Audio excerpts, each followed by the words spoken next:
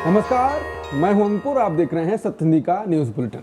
एक नजर डाल लेते हैं अब तक की खबरों पर। अमेरिका के राष्ट्रपति ट्रंप के व्यापार सलाहकार पीटर नवारो ने भारत और प्रधानमंत्री नरेंद्र मोदी पर बड़ा आरोप लगाया है। नवारो ने कहा कि भारत रूस से सस्ता तेल खरीद कर अप्रत्यक्ष तौर पर यूक्रेन युद्ध को बढ़ावा दे रहा है। ब्लूमबर्ग को दिए इंटरव्यू में नवारो ने आरोप लगाया कि मोदी डबल गेम खेल रहे हैं। उनका कहना है कि भारत अगर रूसी तेल खरीदना बंद कर दे तो उसे तुरंत 25% की छूट मिल सकती है, लेकिन भारत रूस से तेल लेना बंद नहीं कर रहा है और यही पैसा रूस अपनी वॉर मशीन यानी युद्ध के लिए इस्तेमाल करता है। नवारो ने यहाँ तक कहा कि अमेरिकी टैक्स पेयर मोदी की जंग फंड कर रहे हैं। नवारो ने यह भी आरोप लगाया कि भारत दुनिया में सबसे ज्यादा टैरिफ लगाता है, लेकिन साफ तौर पर इस सच्चाई से इनकार करता है। उन्होंने कहा कि भारत लोकतांत्रिक देश है, मोदी एक बड़े नेता हैं, फिर भी अमेरिका की आंखों में देखकर कहते हैं कि उनके पास सबसे ज्यादा टैरिफ नहीं है, जबकि हकीकत उल्टी है। नवारो का कहना है कि भारत रूस और चीन के साथ आर्थिक रिश्ते बढ़ाकर वैश्विक स्थिरता को खतरे में डाल रहा है।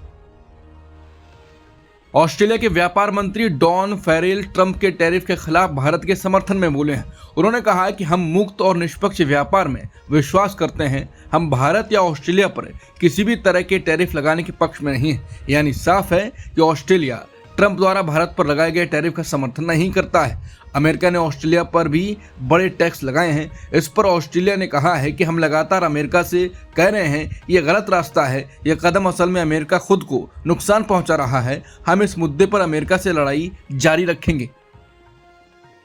अमेरिका ने भारत पर 50% टैक्स लगाया है और इसी बीच आरएसएस प्रमुख मोहन भागवत ने स्वदेशी अपनाने की अपील की है। भागवत ने कहा कि भारत को हर मामले में आत्मनिर्भर बनना चाहिए। स्वदेशी का मतलब दुनिया से रिश्ते तोड़ना नहीं है, बल्कि जरूरत पड़ने पर आपसी सहयोग करना है। अंतर्राष्ट्रीय व्यापार दबाव में नहीं, बल्कि आपसी सहमति और बराबरी पर होना चाहिए। भागवत ने उदाहरण भी दिया कि अगर घर पर शिकंजी बन सकती है तो कोका कोला या स्प्राइट क्यों खरीदें। पेरिस घूमो लेकिन कुंभलगढ़ भी जरूर जाओ। कार्यक्रम में 50 से ज्यादा विदेशी राजनयिक मौजूद थे, जिनमें अमेरिकी दूतावास के अधिकारी भी शामिल थे।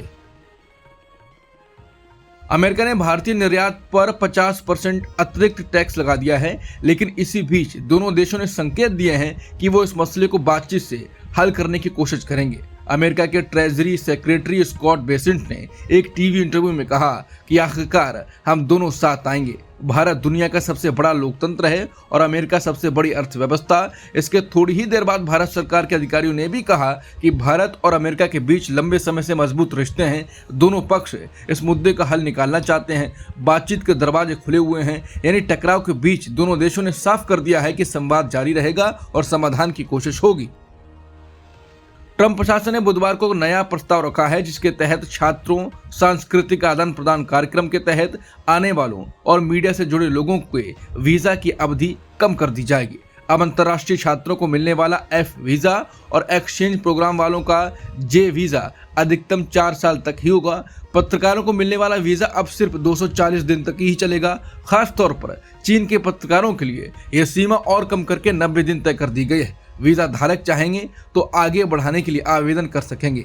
अमेरिकी आंकड़ों के मुताबिक 2024 में अमेरिका में करीब 16 लाख विदेशी छात्र F वीजा पर पढ़ रहे थे। वहीं करीब 3.5 लाख लोग एक्सचेंज प्रोग्राम पर और 13,000 पत्रकार वीजा पर अमेरिका गए थे। यह कदम राष्ट्रपति ट्रंप के कड़े इमिग्रेशन नियमों की नीति का हिस्सा माना जा रहा है। अमेरिका का 50% टैरिफ बुधवार से प्रभावी हो गया है। इस पर कांग्रेस ने मोदी सरकार पर निशाना साधा है। कांग्रेस के महासचिव जयराम रमेश ने कहा कि पीएम मोदी ने फरवरी में अमेरिकी राष्ट्रपति ट्रंप के नारे मेक अमेरिका ग्रेट अगेन यानी मागा से प्रेरणा लेकर मेक इंडिया ग्रेट अगेन यानी मिगा की संकल्पना बनाई थी। तब मोदी ने इसे मागा प्लस मिगा बराबर मेगा बताया था, लेकिन जयराम रमेश ने कहा कि अब ये मोदी मेड मेगा भारत के लिए महा हेडेक बन गया है। उन्होंने कहा कि इस ट्रंप डबल टैरिफ से भारत के लेबर इंटेंसिव एक्सपोर्ट्स पर असर पड़ेगा, खासकर टेक्सटाइल, जेम्स और ज्वेलरी, लेदर, मरीन प्रोडक्ट्स और इंजीनियरिंग। उन्होंने ये भी बताया कि अमेरिका के वाणिज्य मंत्री ने H-1B वीजा सिस्टम पर भी सवाल उठाए हैं, जिसका सबसे बड़ा लाभ भारत के IT प्रोफेशनल्स को मिलता रहा है। फरवरी में मोदी और ट्रंप की वॉशिंगटन में हुई प्रेस कॉन्फ्रेंस के दौरान ये मेगा पार्टनरशिप की घोषणा की गई थी, जिसे अब भारत के लिए चुनौतीपूर्ण स्थिति माना जा रहा है। कांग्रेस अध्यक्ष मल्लिकार्जुन खड़गे ने कहा है कि पीएम मोदी जी, अमेरिका के राष्ट्रपति ट्रंप ने भारत पर 50% आयात शुल्क लागू कर दिया है। इससे भारत को केवल 10 क्षेत्रों में ही 2,17,000 करोड़ रुपए का नुकसान होने का अनुमान है। इसका सबसे बड़ा असर भारत के किसानों, खासकर कपास किसानों पर पड़ेगा। ग्लोबल ट्रेड रिसर्च इनिशिएटिव का कहना है कि इस झटके से भारत की जीडीपी का करीब 1% प्रभावित होगा और इसका फायदा चीन को होगा। कई सेक्टरों में बड़े पैमाने पर नौकरियों का संकट पैदा हो गया है। टेक्सटाइल सेक्टर में करीब 5 लाख नौकरियां खतरे में हैं। जेम्स और ज्वेलरी सेक्टर में 2 लाख तक नौकरियां प्रभावित हो सकते हैं। हीरा उद्योग में केवल सौराष्ट्र इलाके में ही 1 लाख से ज्यादा लोग बेरोजगार हो चुके हैं। झींगा पालन से जुड़े करीब 30 लाख लोगों की आजीविका पर गंभीर संकट है। खड़गे ने कहा जा रहा है कि पीएम मोदी की विदेश नीति सिर्फ मुस्कान, गले लगने और सेल्फी तक सीमित रही है। भारत ट्रेड डील सुरक्षित करने में नाकाम रहा है और अब ये टैरिफ भारत की अर्थव्यवस्था और रोजगार के लिए बड़ी चुनौती बन गया है। कांग्रेस का आरोप है कि मोदी सरकार विदेशी दौरे और दिखावटी कूटनीति तक ही सीमित रही है, न तो कोई ट्रेड डील हुई है और अब भारत के उद्योग और किसान दोनों गहरे संकट में हैं। राहुल गांधी आज अपनी वोट अधिकार यात्रा के दौरान सीतामढ़ी में मां जानकी मंदिर में दर्शन करेंगे। राहुल सुबह 8:30 बजे के आसपास मां जानकी के मंदिर के दर्शन के लिए जाएंगे। बता दें, बुधवार को राहुल गांधी की वोटर अधिकार यात्रा मुजफ्फरपुर से सीतामढ़ी पहुंची। मुजफ्फरपुर में राहुल गांधी के साथ कांग्रेस की राष्ट्रीय महासचिव प्रियंका गांधी वाड्रा के साथ तमिलनाडु के मुख्यमंत्री एमके स्टालिन भी शामिल हुए। आज समाजवादी पार्टी के नेता और उत्तर प्रदेश के पूर्व मुख्यमंत्री अखिलेश यादव की यात्रा में शामिल होने की संभावना है। द वायर के संस्थापक सिद्धार्थ वरदराजन ने कहा है कि मीडिया में खबर आई थी कि 56 रिटायर्ड जजों ने एक बयान पर दस्तखत किए हैं जिसमें उन्होंने अमित शाह का बचाव किया है। ये बयान उन 18 पूर्व जजों के खिलाफ था जिन्होंने अमित शाह की उस टिप्पणी की आलोचना की थी जिसमें उन्होंने जस्टिस सुदर्शन रेड्डी और उनके सलवा जुडूम फैसले को निशाना बनाया था। लेकिन अब सच्चाई सामने आ रही है। उन 56 में से कम 2 जजों ने साफ कहा है कि उन्होंने ऐसा कोई बयान साइन ही नहीं किया। सुप्रीम कोर्ट के पूर्व जज जस्टिस एस रविंद्रन ने कहा है कि उनकी सहमति के बिना ही उनका नाम जोड़ दिया गया। मध्य प्रदेश हाई कोर्ट के पूर्व मुख्य न्यायाधीश जस्टिस सुरेश कैत ने कहा है कि उन्होंने कुछ भी साइन नहीं किया और उन्हें तो ये भी नहीं पता कि उनका नाम उस लिस्ट में कैसे आ गया। यानी जिस बयान को 56 जजों का समर्थन बताया गया उसमें शामिल नामों पर ही सवाल उठने लगे हैं। बता दें, कल रिपोर्ट आई थी कि इन 56 जजों का कहना है कि कुछ पूर्व जज बार बार राजनीतिक मुद्दों पर बयान देकर न्यायपालिका को राजनीति से जोड़ने की कोशिश कर रहे हैं। इससे न्यायपालिका की गरिमा और निष्पक्षता को नुकसान होता है। बयान जारी करने वालों में पूर्व मुख्य न्यायाधीश रंजन गोगोई भी शामिल थे। लेकिन अब 2 जजों ने तो साफ कर दिया है कि उन्होंने साइन नहीं किया, यानी खुद की मर्जी से जजों के साथ खेल किया गया।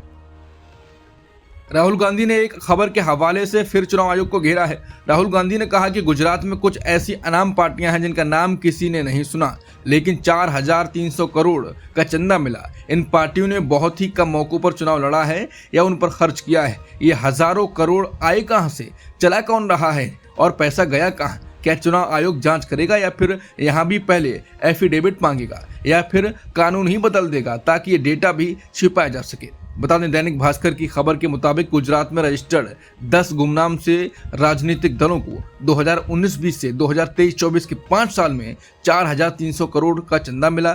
दिलचस्प बात यह है कि इस दौरान गुजरात में हुए 3 चुनावों यानी 2 लोकसभा और 2022 का विधानसभा में इन दलों ने महज 43 प्रत्याशी उतारे और इन्हें कुल 54,069 वोट मिले।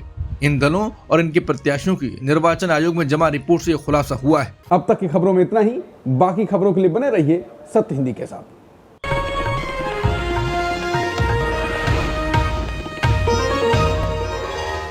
Copyright disclaimer under Section 107 of the Copyright Act 1976. Allowance is made for fair use for purposes such as criticism, comment, news reporting, scholarship, and research.